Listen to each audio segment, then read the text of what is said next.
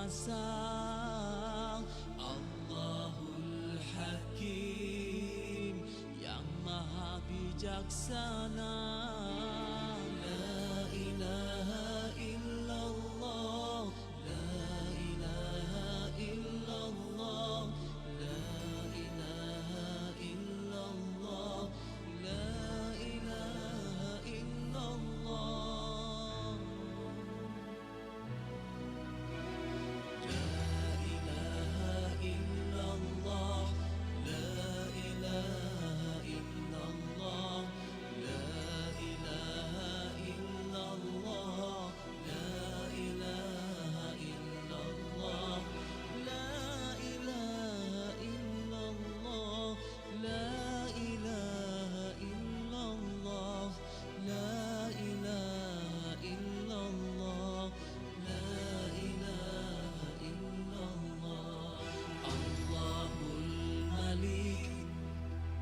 Yang maha menguasai, Allahul Qudus.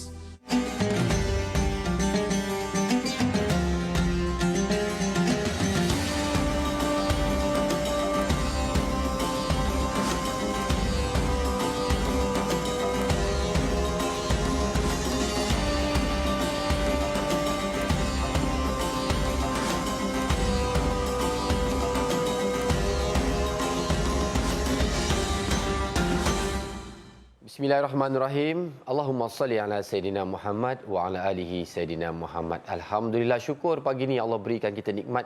Mari kita sebut-sebutkan, mari kita zahirkan rasa kesyukuran kita. Alhamdulillah, segala apa yang Allah berikan semua itu adalah yang terbaik buat kita. Dan alhamdulillah pagi ni kita bersiaran seperti biasa di TV Al-Hijrah. Tiada lain tiada bukan kita nak berharapkan bahawasanya syurga daripada Allah. Allah cipta syurga dalam rumah kita.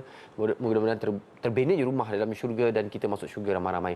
Dan untuk itu, untuk masuk syurga ni banyak pengorbanan dan kita juga minta lah pada semua teruskan mendoakan untuk saudara mara kita yang berada di Palestin. Tak berhenti lagi kezaliman, kekejaman yang dilakukan oleh Zionis laknatullah buat saudara mara kita di Palestin. Baik, kita nak terus kepada fokus point kita pagi ni adalah tentang topik maafkanlah. Jadi kita bersama dengan Tok Guru kita, Al-Fadhil Ustaz Ahmad Syukri Yusof, merupakan ikon peyatim. Assalamualaikum Ustaz. Waalaikumsalam. Sihat ya? Alhamdulillah. Alhamdulillah, segar bugar. Alhamdulillah.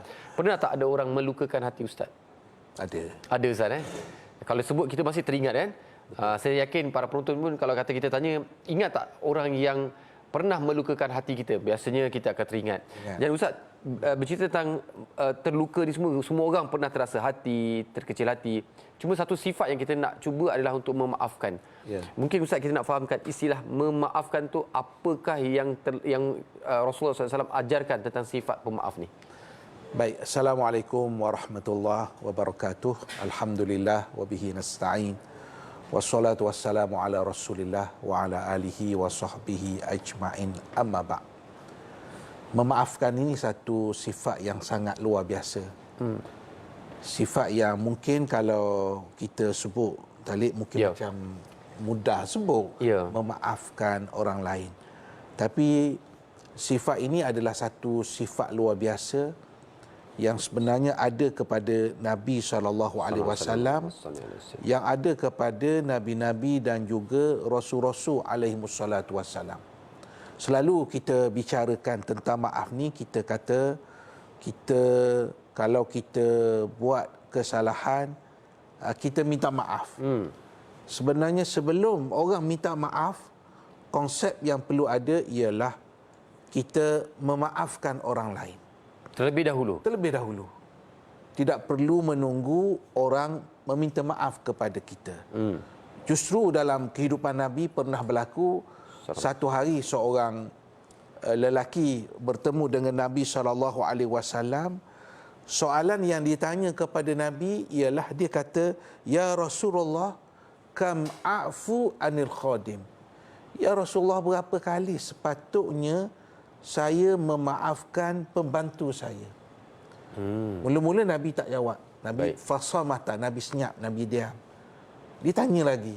Dia kata, "Ya Rasulullah, dalam sehari berapa kali aku perlu memaafkan khadam aku ataupun pekerja aku?" Baik.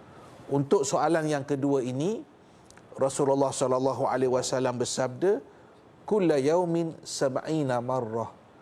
Setiap hari itu sebanyak 70 kali Memaafkan dia. memaafkan kesalahan yang dilakukan oleh pekerja. Allah. Cuba bayangkan kalau pekerja ataupun khadam yang kita lihat bukan daripada keluarga kita, bukan orang yang rapat dengan kita, bukan darah daging kita. Ya. Bagaimana pula kesalahan yang dilakukan oleh pasangan kita sebagai contoh, anak kita, adik-beradik kita, saudara mara kita, teman baik kita, kawan baik kita yang kita dah berkawan mungkin puluhan tahun. Ya. Takkanlah kerana Perkara peristiwa kecil. tertentu, peristiwa ataupun suasana tertentu, kesalahan tertentu, sampai ke peringkat kita tidak memaafkan. Bahkan yang lebih dahsyat dan yang lebih menyedihkan, putusnya hubungan disebabkan kesalahan-kesalahan yang berlaku itu. Baik. Pernah berlaku yang diceritakan bagaimana seorang hamba dia melakukan satu kesalahan. Umpamanya mungkin dia jatuhkan pinggan sampai pecah. Baik. Jadi tuan dia nampak. Bila tuan dia nampak, dia membaca firman Allah Subhanahu wa taala, "Wal kaziminal ghais." Orang yang menahan kemarahan. Maksudnya orang hebat ni kalau berdasarkan ayat Al-Quran, wal kaziminal ghais. Orang menahan kemarahan. Jadi kata tuan dia, saya dapat tahan marah. Kamu, perbuatan kamu, saya dapat tahan marah. Kemudian Pandai dia. pandai dia. Kemudian hamba ni kata, disambung ayat, wal afina anin nas.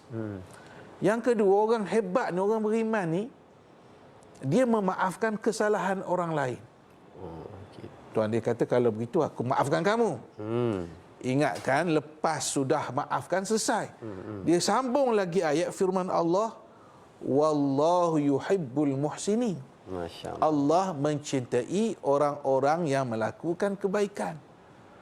Jadi kata tuan dia, kalau begitu aku mahu melakukan kebaikan. Aku bebaskan kamu. Tengok. Sifat-sifat yang disebut oleh Al-Quran, sifat yang luar biasa, yang akhirnya memberi kefahaman kepada kita bahawa memaafkan ini suatu sifat yang sangat indah, sifat yang sangat baik yang perlu ada kepada kita. Justru itu kalau kita lihat dalam kehidupan Nabi SAW, kisah yang selalu kita ungkapkan, kisah yang selalu kita baca dalam sirah, dalam perjuangan hidup Nabi SAW, ialah peristiwa Taif. Hijrah Nabi ke Taif. Ya. Kita kena lihat latar belakang ini.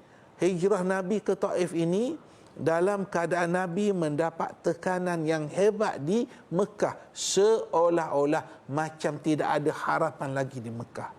Dengan harapan Nabi bila berhijrah ke Taif, ada suatu peluang, satu sambutan yang baik. Ya. Tapi perkara yang difikirkan oleh Nabi sebaliknya. Yang berlaku ialah Nabi ditolak dakwahnya, satu hal. Yang kedua ialah mereka menolaknya dengan kasar, melontar batu sampai berdarah kaki Nabi SAW.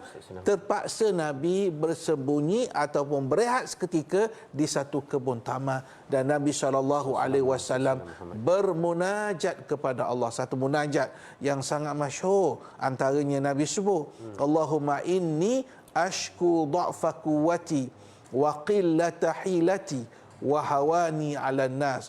Ya Allah, ya Tuhanku, aku mengadu kepadamu. Maksudnya sedikitnya strategi aku, dan nampak manusia ni pandang aku ni hina.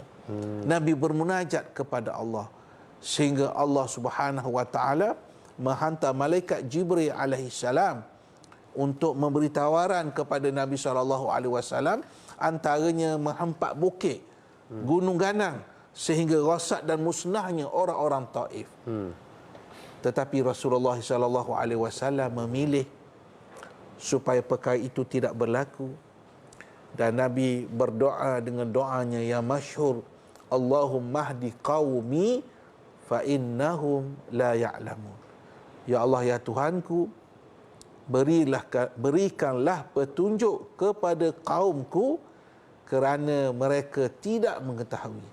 Dan Nabi menyambung, aku mengharapkan, aku berdoa daripada keturunan orang Taif ini lahirnya orang-orang yang beriman. Masya Allah.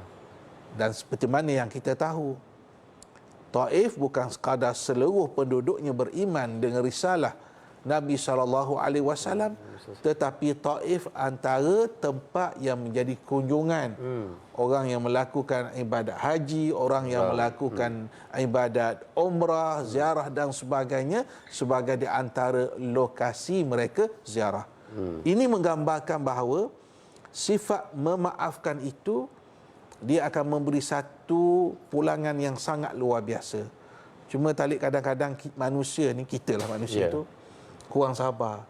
Kita nak natijah, kita nak hasil itu dalam keadaan segera. Sedangkan dengan memaafkan itu, ia akan memberi kesan yang sangat baik dalam kehidupan kita. Antaranya ialah bila kita memaafkan, hati kita akan menjadi tenang. Kerana hati ni tak tenang, hati ni berserabu, antaranya adalah kerana kita simpan perkara-perkara yang tidak baik. Kita berdendam, kita menyimpan memori-memori yang buruk sehingga akan memberi kesan kepada kita. Orang yang buat jahat pada kita, orang yang buat zalim pada kita, tak ingat dah. Kita ni marah, menyimpan sehingga memberi kesan yang tidak baik kepada emosi kita. Jadi mudah-mudahan kita jadikan sikap memaafkan itu, peribadi memaafkan itu merupakan di antara akhlak yang terpancar daripada peribadi kita, insya-Allah. Subhanallah. Apa saja yang Ustaz Susun kata tu, saya teringat pada apa kita pernah belajar di set Assalamualaikum ni, iaitu tentang sifat ahli syurga itu hanya akan boleh masuk bila hilangnya rasa dendam sesama kita.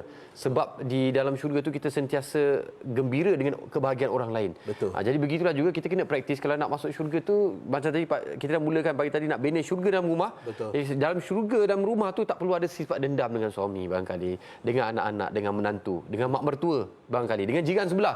Mari kita bersihkan insya-Allah, sebab hati orang duduk ahli syurga ni dia tak ada sifat dendam. Kita akan beristikah kembali pasal kita nak fahamkan bahawasanya saya ni Ustaz, I can forgive but I cannot forget. Tu dia situasi dia. Saya boleh maafkan tapi saya tak boleh melupakan. Jadi kita nak tahu sebenarnya boleh ke kita memaafkan tanpa melupakan? Kita akan cari jawapannya bersama sekejap lagi.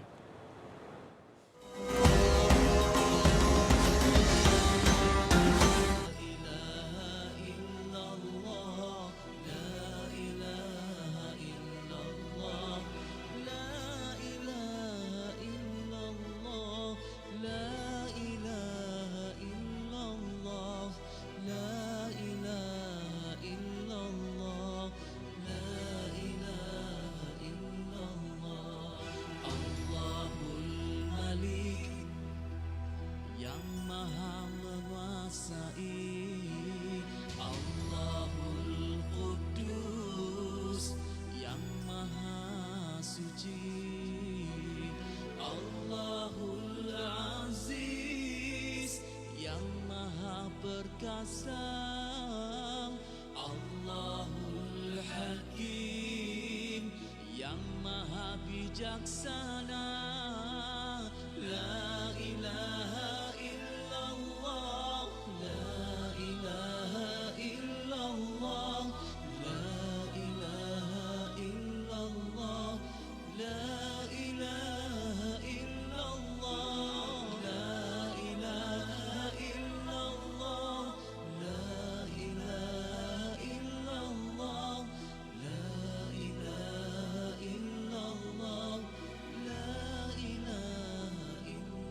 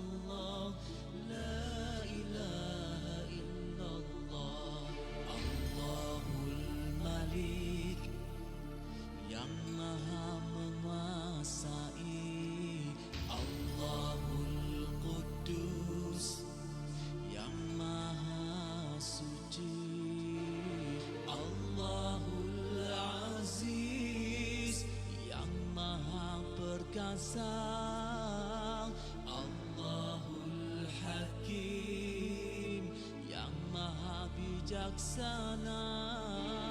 La ilaha illallah, la ilaha illallah, la ilaha illallah, la ilaha illallah.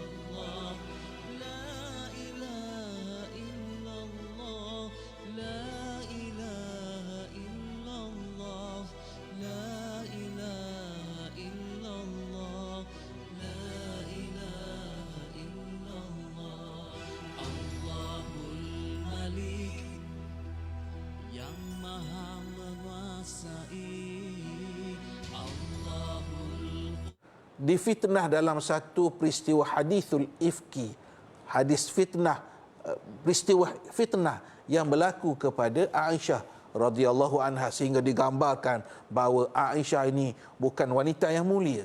Ya. Maka di antara orang yang menyebarkan fitnah ini namanya Mistah ibnu Uthathah.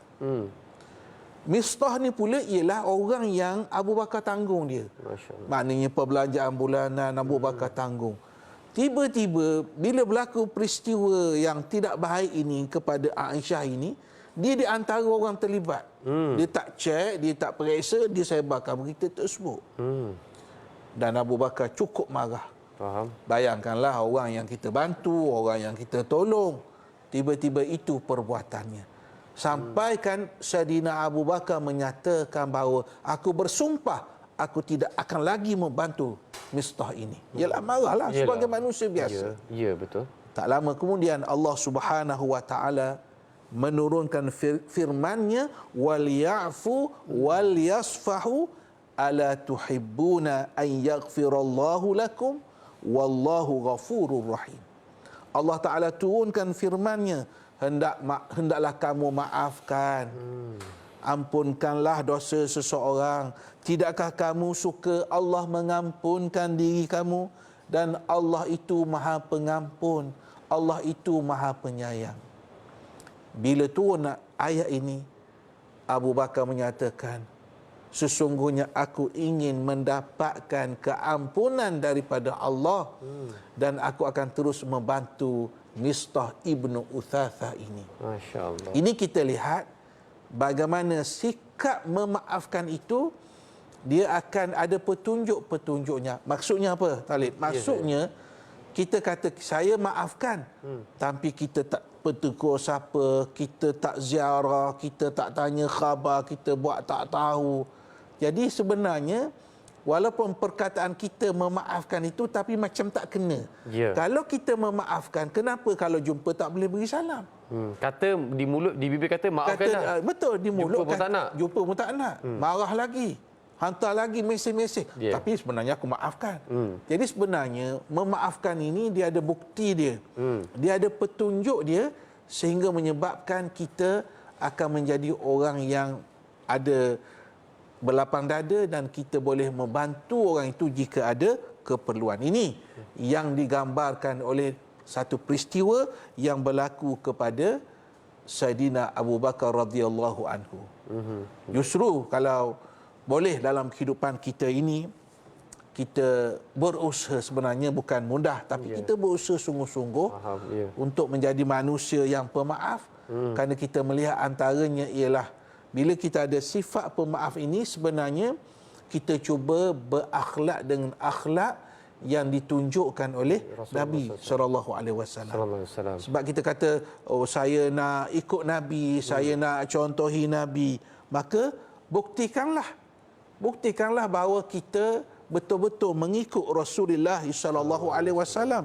Kerana Aisyah radhiyallahu anha menyatakan sifat Nabi ini di antaranya lam yakun fahisha wala mutafahisha wala sakhaba fil aswaq wala yajzi bisayyi'ati sayyi'ata walakin ya'fu wa yasfah.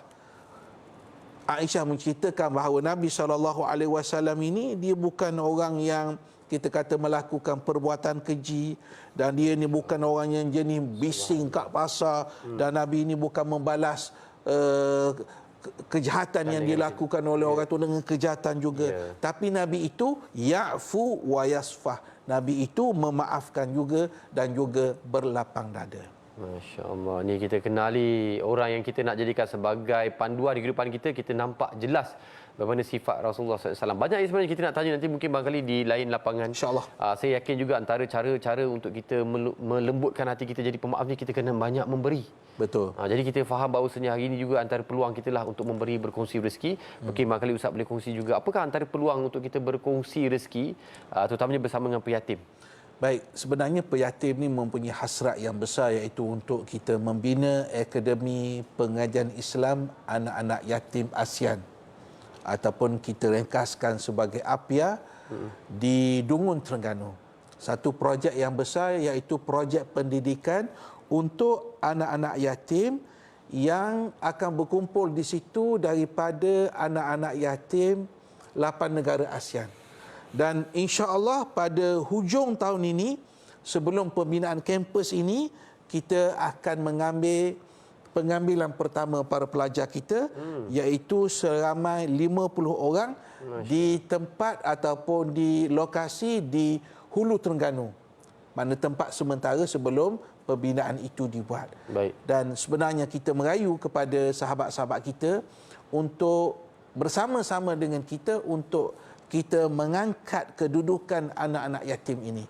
Kerana kita percaya apabila Rasulullah SAW sebut ana wa kafirul yatimi kahataini fil jannah, saya bersama dengan orang yang berusaha membantu menanggung anak yatim itu bersama aku dalam syurga, dekat dengan aku dalam syurga. Dan kita percaya di antaranya ialah kita membantu mereka dari sudut pendidikan, kerana pendidikan ini merupakan wasilah utama, cara yang paling ampuh untuk menyebabkan anak-anak kita ini satu hari akan menjadi manusia hebat, manusia cemerlang melalui proses pendidikan. Tanpa kita menafikan, kita beri makan, kita beri minum dan sebagainya, itu pun satu proses menanggung anak yatim. Tapi yang paling ampuh, yang paling utama ialah kita mendidik mereka melalui proses ilmu, proses pendidikan, kerana melalui pendidikan itu boleh mengeluarkan mereka daripada kemiskinan, daripada kesukaran hidup. Kerana kita sudah melihat berapa ramai orang-orang susah, anak-anak yatim ni berjaya disebabkan pendidikan. Oleh itu, ayuh bersama-sama dengan peyatim untuk kita infakkan sebahagian harta yang Allah Subhanahu Wa Taala kurniakan kepada kita, dan kita war-warkan mesej ini juga kepada sahabat handai kita. Terima kasih. InsyaAllah, mudah-mudahan insyaAllah. Jadi kita dah kongsikan segala maklumat untuk anda semua untuk berkongsi rezeki, bantu taja anak-anak yatim ini untuk mendapatkan pendidikan yang terbaik. Mudah-mudahan mereka menjadi pendakwah dan sampaikan risalah Islam, insya-Allah. Dan mudah-mudahan dengan apa yang kita kongsikan rezeki ini, Allah lembutkan hati kita jadi lebih mudah untuk jadi pemaaf. Ya Ustaz, insya-Allah dari sekian umur kita jumpa lagi. Terima kasih Ustaz atas perkongsian, dan para penonton semua. Kita akan teruskan sesi kita seterusnya dalam misi mencari ilmu pagi ini bersama dengan solat. Assalamualaikum. Berehat seketika.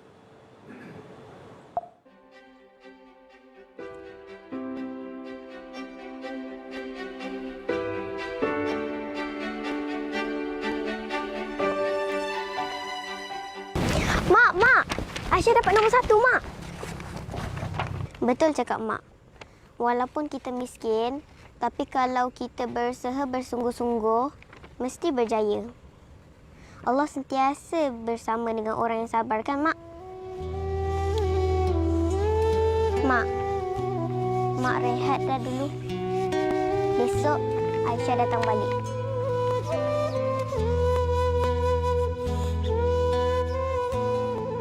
Berilah sedikit senyuman di wajah mereka dengan berinfak ke Persatuan Kebajikan Anak Yatim Malaysia.